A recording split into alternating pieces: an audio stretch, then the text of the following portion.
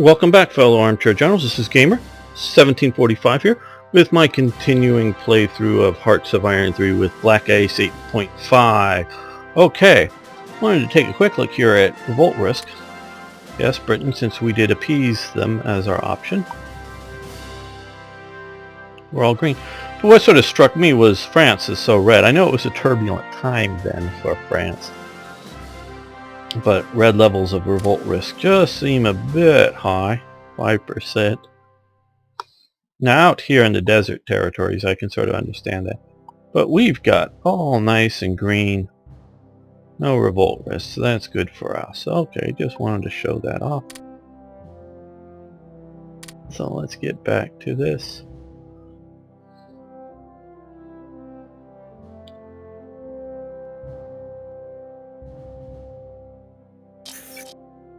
Okay, Imperial seat of government. Good, that'll help us. Now get the effects in. Okay, Public Order Act 1936. Seems like a year late. That is Mosley there, I believe, and working with a bunch of fascists. The act banned the wearing of political uniforms in any public place or public meeting. It also required police consent for political marches to go ahead. The act also prohibited the organization, training, or equipping an association of persons for the purpose of enabling them to be employed in usurping the functions of the police or the armed forces of the crown, or for the use or display of physical force in promoting any political object. Proving the stance of the BFU, the Air Force abandonment of paramilitary and armed forces improved the party's relations with the police, and in making it more respectable, increased the BFU's appeal among traditionally conservative middle-class citizens who became the party's main base in the years after the Public Order Act. Okay, we can pass the act, or no way. Let's see. Well, we'll gain some unity, we'll gain dissent, which we don't like the dissent. British Union loses organization, popularity, National Socialist League. And the Conservative Party also loses. Oh no, Communist Party, sorry, I'm not reading that. Reading too quickly here. The Revolutionary Socialist Party. Okay, well, let's look at that. So if they all lose a bunch more, hopefully that'll gain us. So let's keep that in mind. And we're going to pass the act. I like the national unity gain for sure. Don't like, now we're at 5%. Well, didn't seem to change that too much.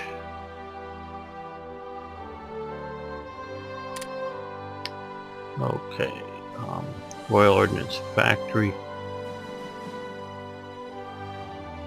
Fraser Carly? Never heard of this one before. At least I have. Okay, good show. Okay, it's in Liverpool. They're making Sten guns. Of course, that didn't happen until basically 1941. But still, it's a nice photo of women working with armaments. Okay, we're gonna do that. Naval HQs, we'll see how those go for Britain. We know how they do a lot of cool ones, for historical ones for Germany, but we'll see how they do them for Britain. Well, of course, Nottingham. Okay, another good show there.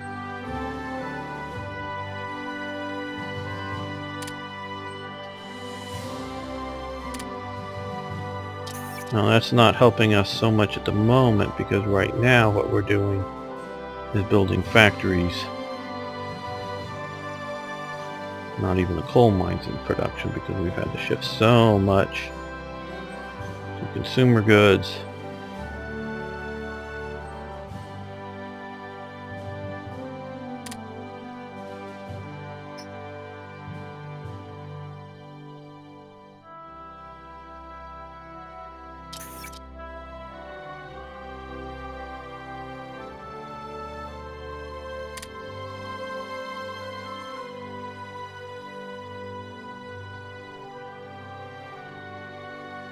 At this time, Dorothy L. Sayre, famous mystery writer, was writing a lot of her, as well as, of course, like Agatha Christie, were writing a lot of their books.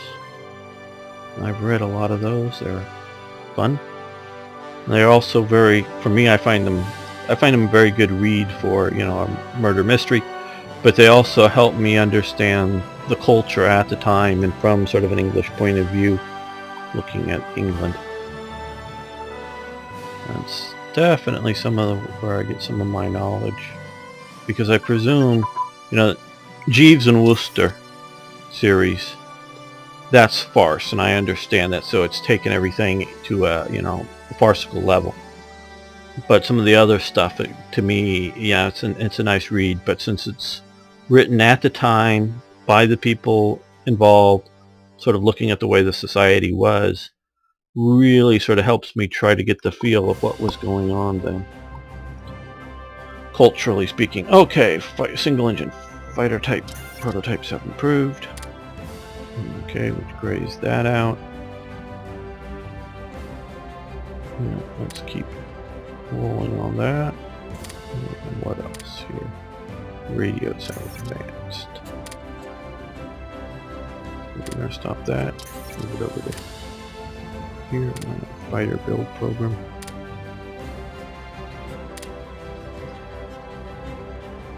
Fighter development program would be better. We're not actually building any right now.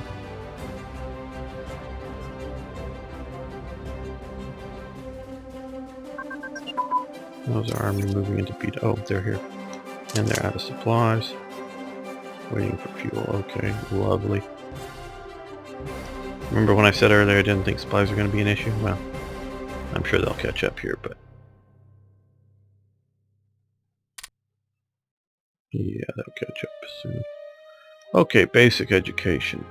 Investment. Research has improved.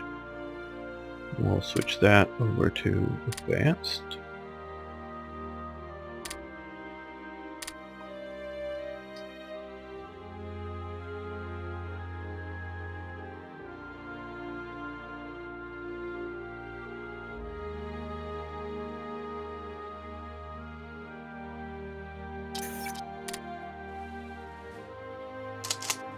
And now we're waiting for this. Let's move in as soon as you can. And now the basic education is kicked in. There we go.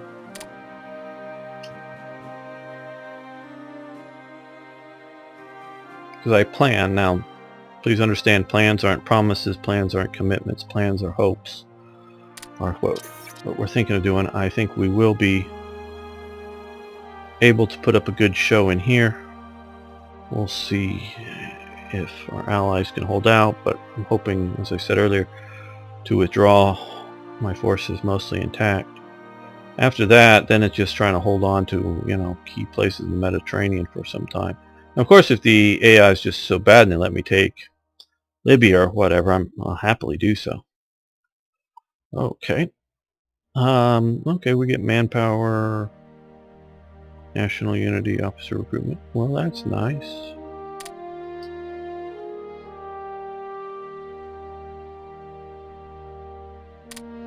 Well, we won that battle.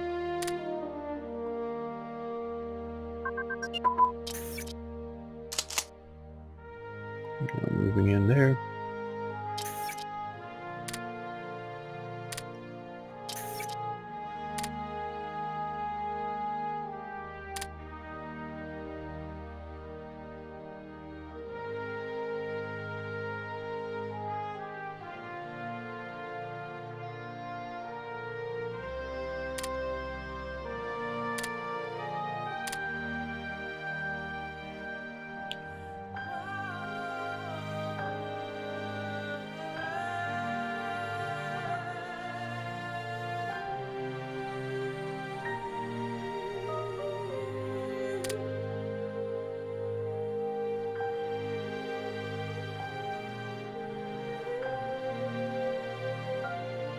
This could end up being a real problem, because if you've seen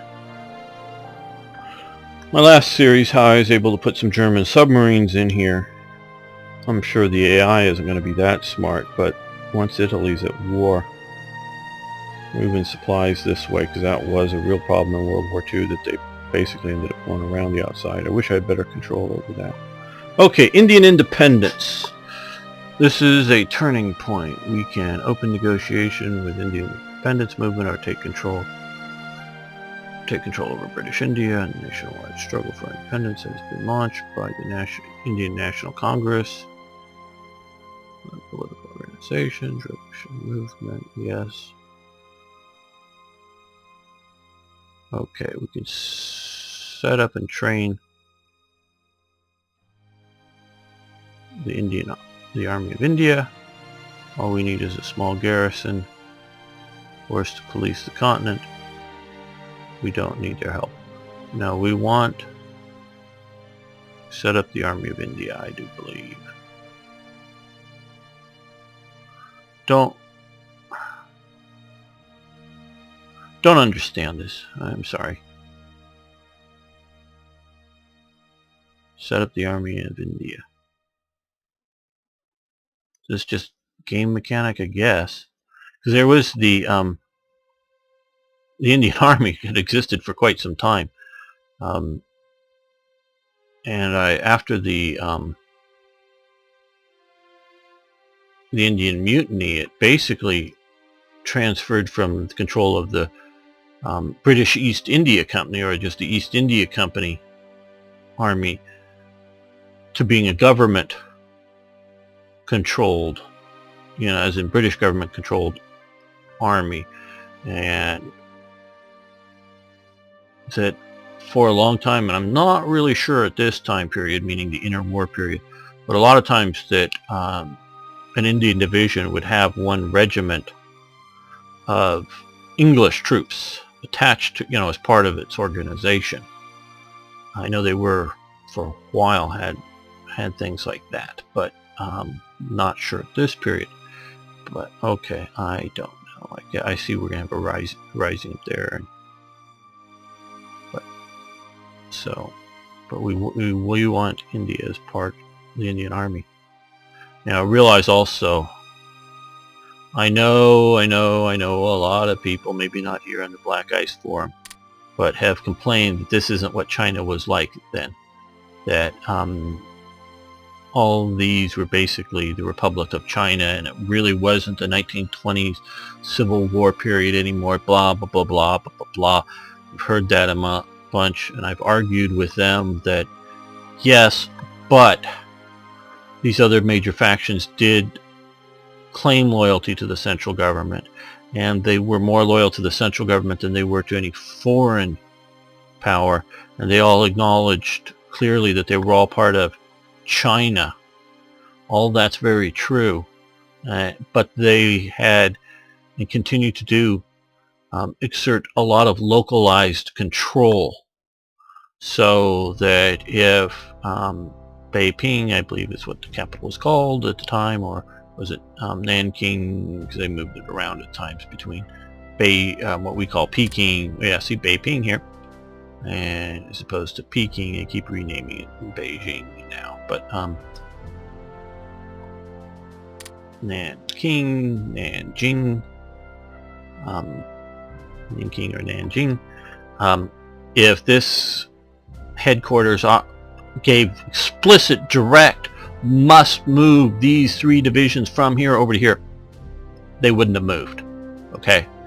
Not unless they got agreement from the army hierarchy over here to allow them to be transferred, and which probably would be giving them money. I mean, large, not just bribes, but large amounts of money to fund their other army units, and it was a complete mess. There was, in my opinion, no central control over various factions that all wore ostensibly the same uniform, that all claimed to be part of the Chinese army, that may have even sent cadets to some of the cadet schools in sort of the heart of Chiang Kai-shek's China to get a proper officer training. Those type of things I do believe were going on, but they were loyal to their own cliques.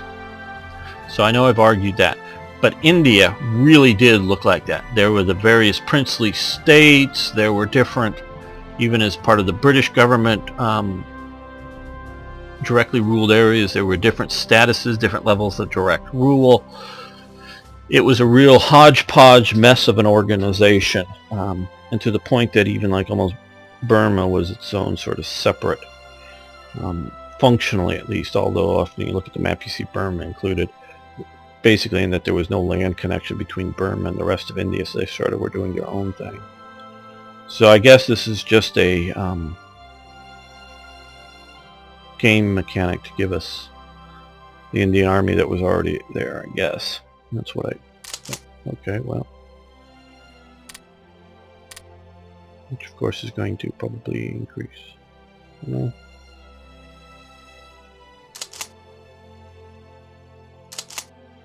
Where is my revolt? Oh, here it is. My revolt, I knew it was here.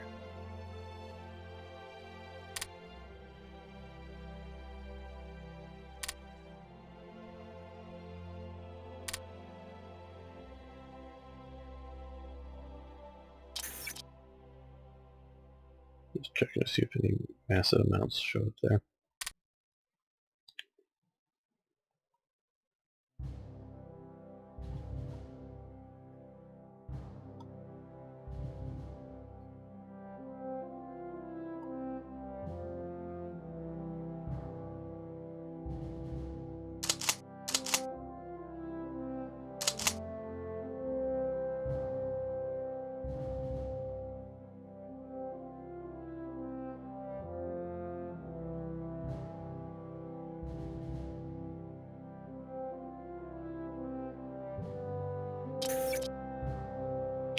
Okay, now we're getting to the abdication crisis. Talked a little earlier, I think a couple episodes back, about Wallace Simpson and Edward getting married. We're planning getting married. Well, Archbishop makes a speech, which inadvertently leads to the abdication crisis becoming public to the British in the British media. A lot of the early elements of this, as hinted at, were very much sort of internal in the hierarchy of the British nation. You know, not just government features, because church leaders and other elements, but as I was saying, I think that there was as much or more behind it as his continued association with far-rightist elements, particularly outside of Britain. I don't know how much association that he had with the BFU. I do believe he had considerable association with what I believe is properly called the Right Club, or the Right Circle. The Right Club. It was an elitist group, not a mass party movement, but that was sort of far-right National Socialist type leanings, not necessarily wanting to overthrow the British government like and install a fascist state, but definitely wanted to get rid of, if you will, Labour and the radical left in Britain. I don't know the details of all their belief systems, but I don't even know if they had a single coherent policy, as in that it was a... And they did recover at one point sort of a membership signing book that people had joined, but I don't know that there is a single unifying political ideology on it, other than that they were very pro some of the far right elements. Okay, we're gaining even more dissent, which I'm not used to, as Germany is keeping all the dissent under control. But this is democracy, I guess.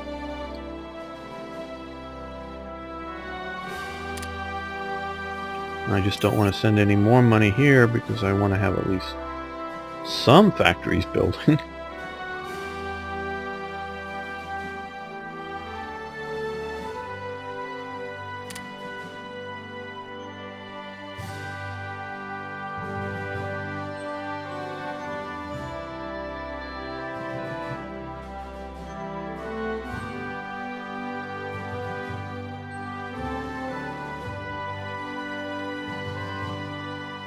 Have they done? No, they're not in there yet. Almost.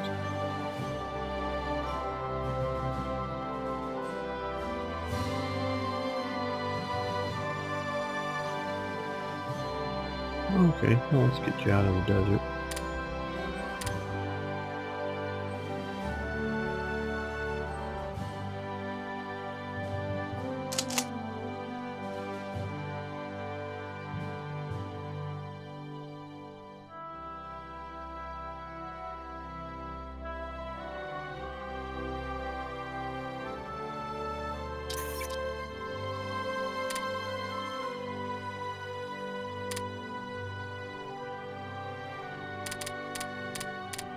Have we faced a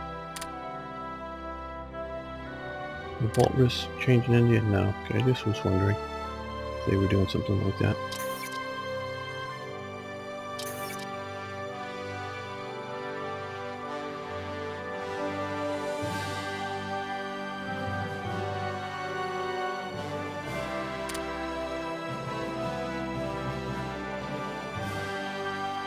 I must say this is so different than my usual experience of plotting, planning, and working up preparations for war. So obviously that's what I'm doing with my production, but and I don't even know if I'm going to end up canceling some of these because we're just now in January 37.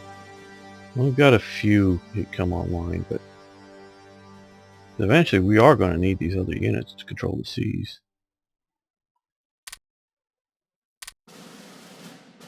So I do think we will get a laws change once the war happens, which will help our production immensely.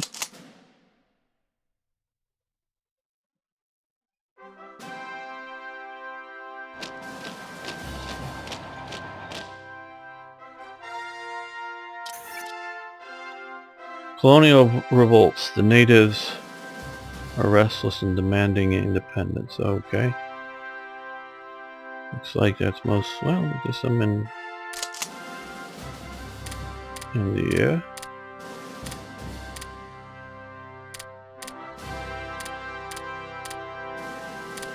Looks like a lot in Egypt area. Okay, well.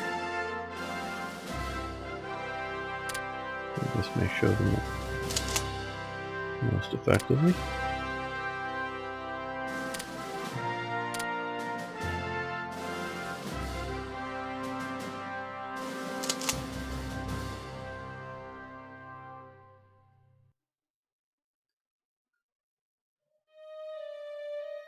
I had some supplies, or some transports around here.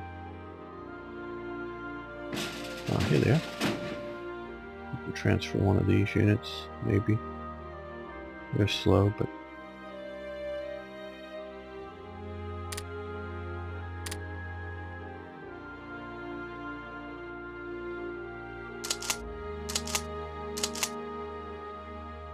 I want to send to one of the divisional headquarters down here.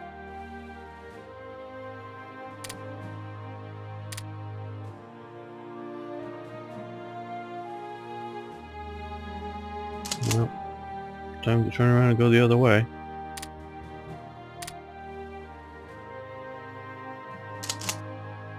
I'll let you win Battle of Gaza first. There we go.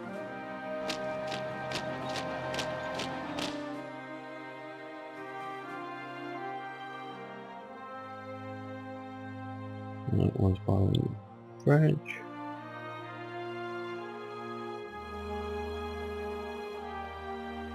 Let's see if I see any others. Yeah, I think that's all of them there.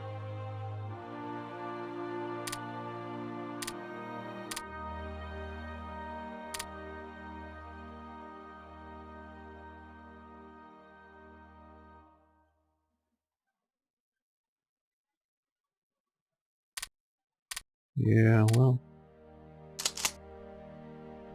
I'm going to take that back after we defeated them and move down on these guys.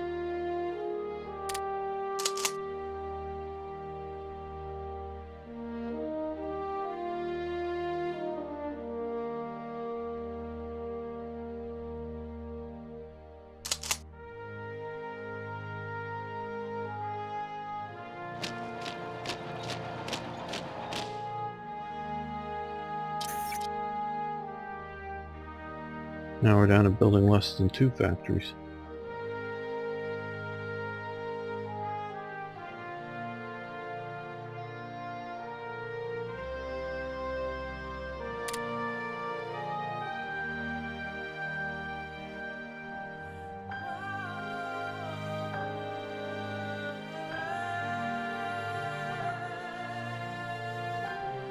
Not that Britain was massively arming or anything at this time historically. They were building some of these capital ships. As soon as you can, take those guys off.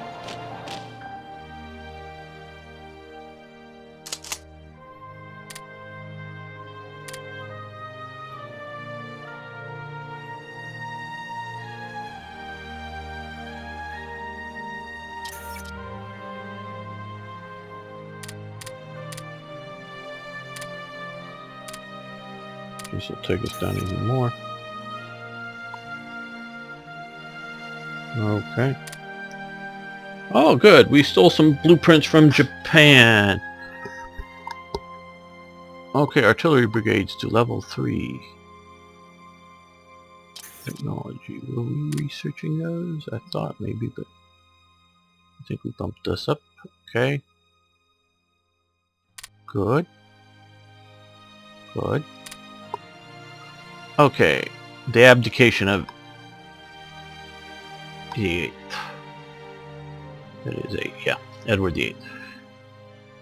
Even before he became Edward, lived the good life. He had already had a number of affairs before falling in love and marrying an American woman, Wallace Simpson, blah blah blah blah. Ascended the throne soon after his divorce from her former husband, and Edward intended to marry her became clear. Prime Minister Stanley Baldwin tried to convince Edward the damage the marriage would have caused to the monarchy. Mrs. Simpson, already divorced once before, but this attempt failed. Okay, I wasn't alive then. I don't think hardly any of you were alive, though there may be a few people still alive on the planet that were paying attention then. This was a big deal. I'm not trying to say it wasn't. And again, I'm going back to what I understand about this. But okay,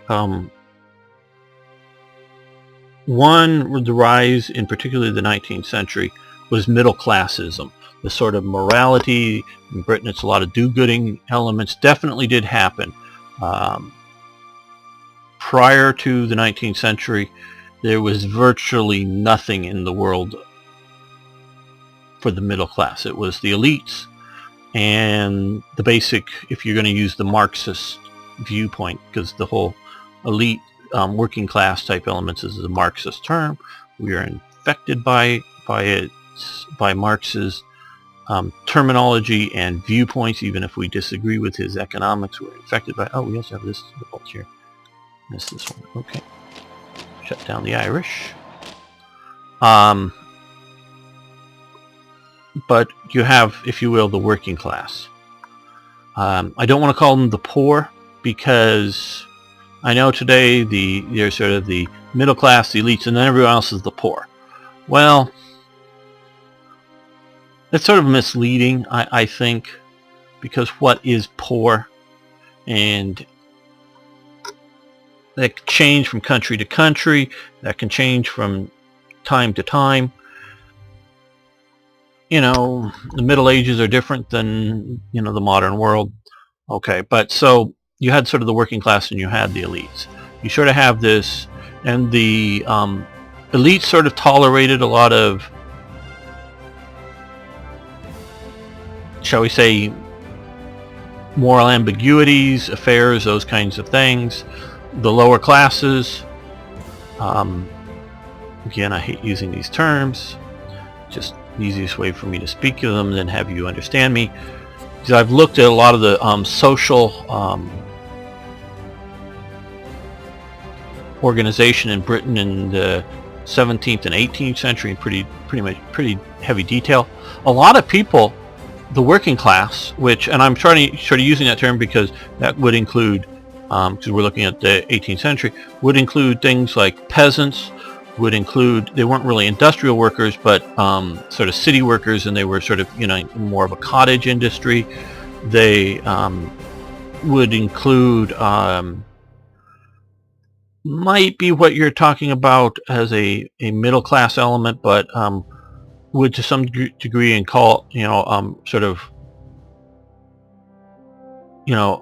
owner operators of small farms, though there weren't many of those in Britain. It varied in different areas. And so both the city folk and the country folk, a lot of those people never got married that were quote unquote married. They were sort of common law marriages. I know Britain socials much better than I know the other countries in Europe, partially just because those are the classes and books I've read, partially just because that's what's available in English. The details of this.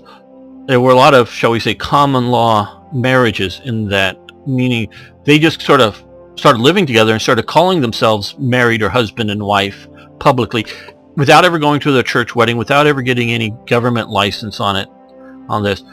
And a lot of these relationships would break up, and without divorce courts. And sometimes something would come to a court's notice, whether it was a divorce type thing, because divorce was not allowed in Britain. In Britain, I don't know when it changed, but in the 18th century, you could get a divorce. You had to have Parliament, that's equal to the modern day Parliament, or the U.S. Congress, approve. Literally, you would go through a motion to get a divorce through Parliament. You'd have to get a majority support in Parliament to get a divorce in the 18th century and early 19th century, early like Napoleonic era. To get a divorce, a legal divorce in Britain, you had to go through Parliament. That to me shocked me when I found that out. Not just through some judge somewhere. So, but divorces, as in breaking up of a who owns what? People in a common law marriage, claiming, oh, I own this, I own that. Sometimes that would come before a judge. So a lot of these people weren't getting married. So these working people weren't all this prudish, gotta be married, gotta go through the church. And the elites were going all kinds of shenanigans. And if you look at the 18th century papers and the way they treated the king and the royal family, and the language, at least the drawings that they used, I don't think you couldn't use them in America today. They're too rude, they're too crude. Talking about hand size for Trump, and when it sort of became a little more clear that everybody sort of knew what they meant, but when it became a little more clear that it meant to something else, oh, that was big, shocking on the debates. We can't even talk about this on the news, and the news reporters were all sort of, being shocked. Oh God, you look at the stuff and what they were talking about in the print broadsides back in the 18th century. It would shock most modern readers. And this was the common newspaper stuff. This wasn't some behind the counter, keep secret, dirty poems. No, this was just the common everyday stuff that was going on. It was sort of the rise of the do-gooder class in the 19th century. It's sort of, and I know at some point it got to where, and I don't know when the law changed, you didn't have to get a divorce through Parliament, but that did change. That was all sort of the middle class respectability that the elite started to have to behave by, because the middle class was doing so. So I know that was a real factor in Britain, okay? But the early Georges were literally locking their wives up in a tower, basically, so that they could then live openly and go to royal court functions with their mistresses and claiming their wives were crazy. They very well may have been crazy, because they used lead makeup, and they drank out of lead drinking glasses and pewter things, that pewter is a mixture of lead, drinking out of it. So they really could have given themselves lead poisoning and make them crazy. So they may have been crazy, but they may have not been crazy and simply not cooperative with allowing the mistress living in the royal house. So, but they were locked up because they were, claimed to be crazy. I don't know if they were or not, but they were doing this. And this is the same family, the early Georges, the Hanoverians, were doing this very openly, very publicly, and they were being lampooned in the press for this. To think that this wouldn't have hardly been a thing in 1815.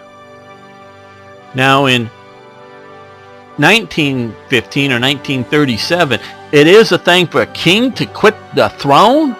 Really?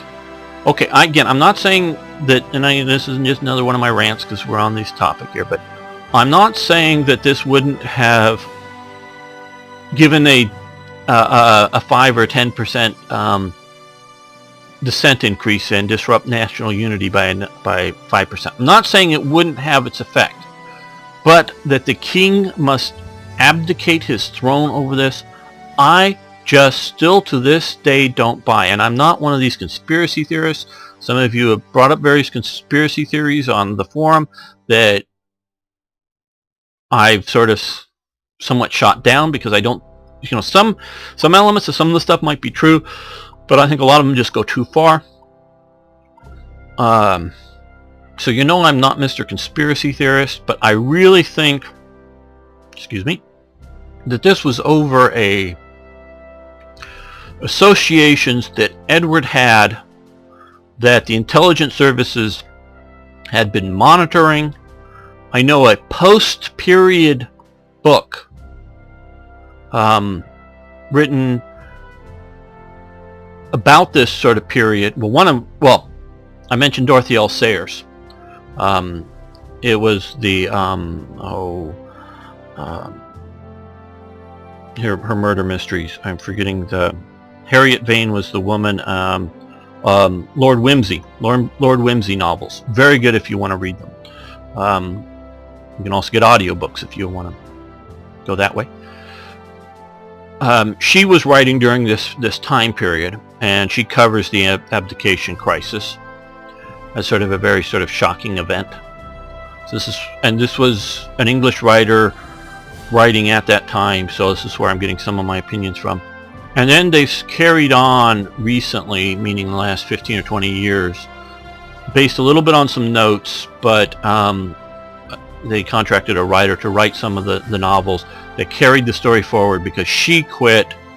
She was really shocked by World War II, and even though so many people had asked her, and I don't think she understood, how could people want to toy with murder when all this death and violence was going on, when it really would have been an alleviation of stress for people to read that in Britain. Some of the other authors, but she just really started with some degree with the abdication crisis, but really sort of hit with World War II that her writing fell apart because it was too trivial versus what was going on. I'm not saying she was traumatized in a way that she couldn't handle it with the war, but she just couldn't bring herself to write these stories of these people during the war. But so that there were these later books done, and in one of the later books they have the Lord Whimsy character going over to France after the war started, but basically during the phony war period. This is something she wouldn't have wrote at the time, even if she knew about it, but just because it would be too disruptive to the British psyche at the time, to have the former or whatever king, if you want to call him, the abdicated king, palling around with Nazis, would have just been too much at that point. But writing about how he was a lot of his pals that were hanging around him in his exile in France were either actual or actual German spies or in sort of contact with German spies, and even through this whole book they never make the inference that Edward himself was trying to pass secrets over to the Germans. What they do make inference is that he had access to some stuff, some documents that he was keeping around that had important information. I don't think ever really go into in the novel, but that he had some documents that were important not even necessarily that none of the stuff, I'm trying to remember, this is some years ago that I read it, was like battle plan secrets or whatever, but just stuff that if it got out would be very damaging to the British cause, that the Germans could print and things like that, and some internal documents or whatever.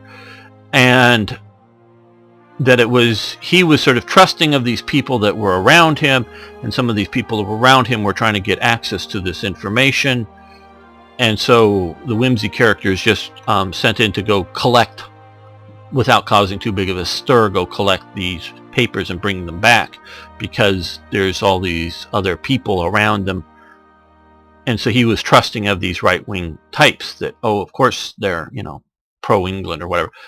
I think that there was considerable evidence that, again, I'm not saying that the Duke of Windsor at this time was in any way disloyal to Britain and wanted to see Germany win over in Britain. I don't believe that for a second.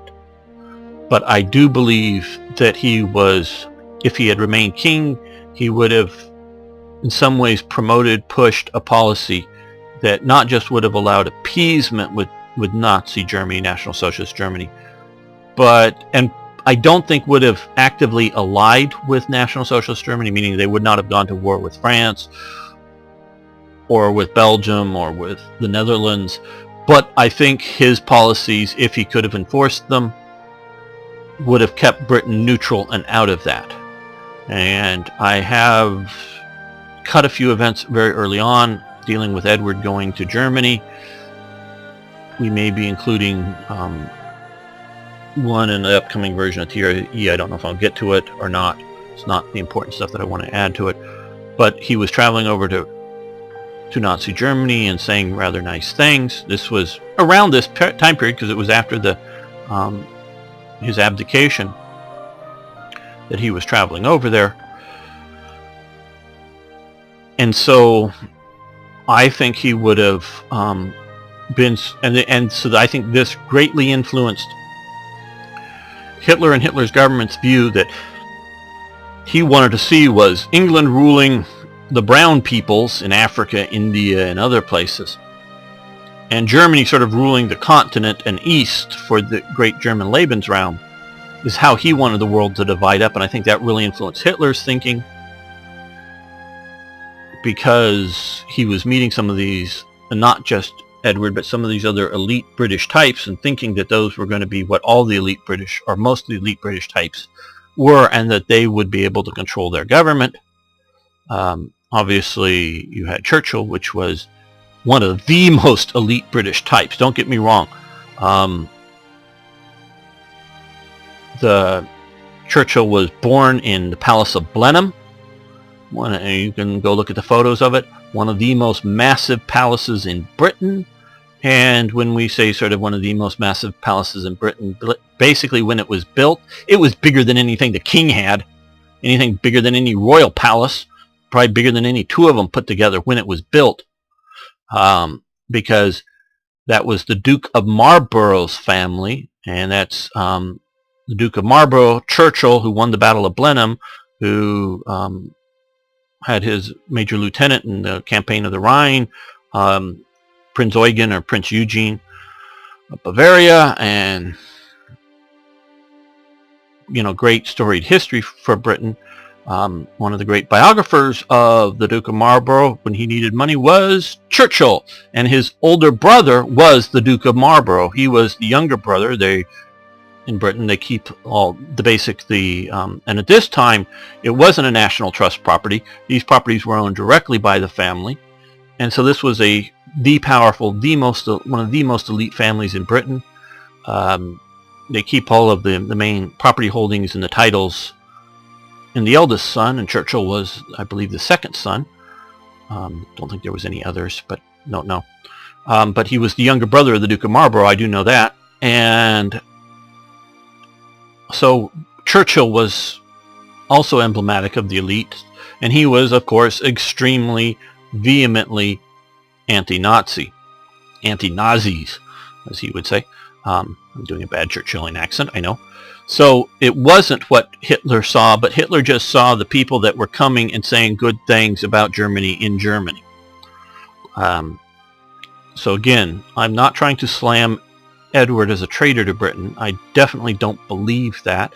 I just believe that he would have pushed, and eventually maybe publicly, pushed a pro-German, or if you will, pro-National Socialist, partially because I think, as we're sort of seeing here, is the revolt risk in France, and the civil war in Spain is that, the crazy political chaos in France, because I think that could be a fun thing to mod, which is sort of the peacetime managing the chaos through that would be an interesting thing. And this, so that Edward was seeing modern politics as opposed to the traditionalist politics, modern politics arising, and fearing radical leftists, and thinking instead of the Tories and the sort of traditional people sort of updating themselves, he was seeing the order of particularly Hitler, but also Mussolini, as being the antidote. And he wanted an element of that for Britain. And so I think that is why you have the abdication, and that they use the Simpson crisis, if you will, as sort of the public face of it. I don't think he would have, I just don't buy the British government requiring this to happen, and I don't believe that he wouldn't have dug in his heels if it had, he had to get basically, because in exile, often they sort of continue to refer to themselves as, and had their friends as Your Majesty, and they were to some degree, and they would publicly be the Duke of Windsor, but privately they were the King and Queen of Britain, and tried to live that way. I've also studied and I know some of this, and overthrowing of the British monarchy, so I've delved deeply, is 1745, and if you notice the painting and the Jacobite rising, so, and not just from the Scottish aspects, but from the English Jacobitism and the collapse of various monarchies around there, including others, not Jacobite, but Stuart royal houses, William and Mary, and Queen Anne, her Danish husband, the King of Denmark. Studied all of that and how they all worked. And it's a couple hundred years before this, almost, but I just don't see over. Now, it would be different. I could see if Edward had been married and he was, but obviously he's not the dictator that Henry VIII was, and getting the divorce from the Pope or getting his wives killed. But this wasn't even a situation where you had a respected queen who he was going to divorce to marry this now divorcing woman to get married. It wasn't anything like that. He was single. He finally found the woman that he wanted to live with, and he stayed with her for the rest of their lives. And I think it was true love. I think it was just true love. But part of that was I think their shared viewpoints, including political ideology. So I just see that as being the sort of public face and not the actual face. Okay, well, that's sort of my rant for this. I don't know if it's going to come up ever again, but I just think there's more there. More there. And I know you all wanted to come and hear me talk about the British monarchy in details while you're watching. Ground attack. Okay, that's why you're watching a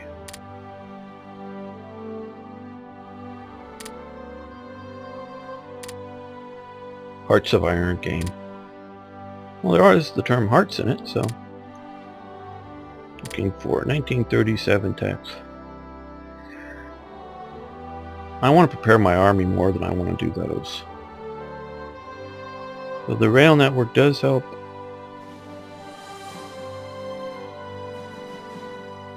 Some, I don't know.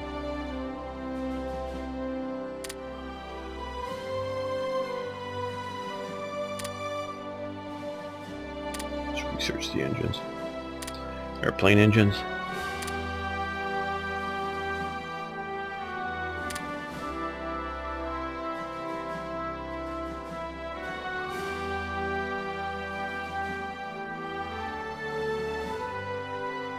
And yes, I'm leaving these guys here just because they don't need supplies.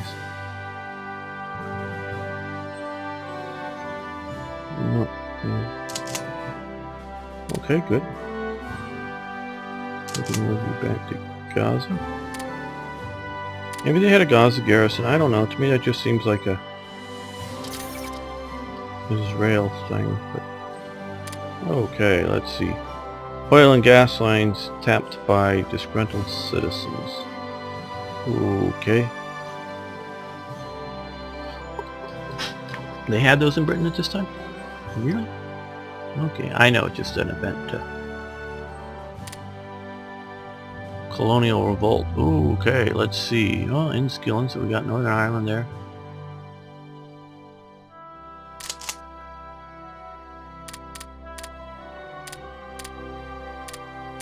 What happened to that Indian army thing? Thought we were going to have some troops there to put these things down. No.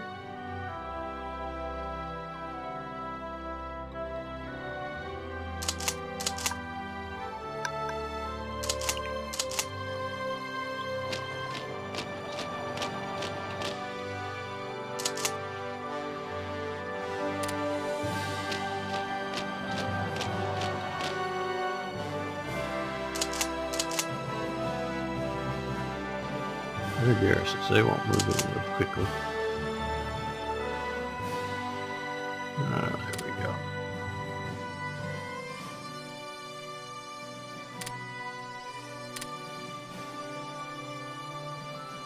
And more revolts in India. Well, we need to get more forces to India.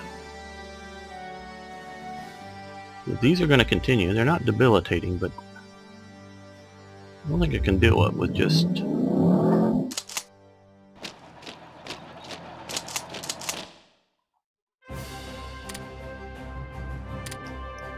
Don't need a huge army, I don't think, as long as it's not a revolt risk suppression. I think I have a... Oh, that's right, I did have the ships go over here. They're there by now. And they can't go on board. Not enough transport. Damn, even though I research... No. It's because we're not upgrading them.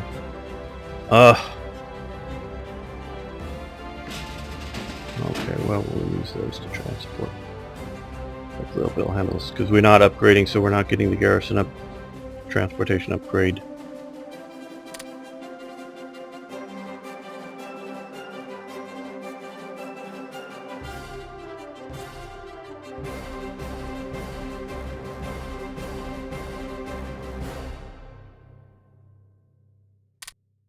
Come on, come on. We're almost there.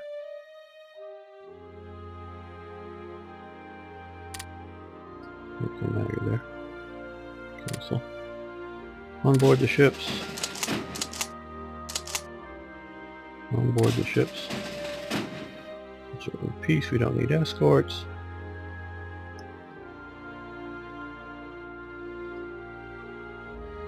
Let's go here. Rebase.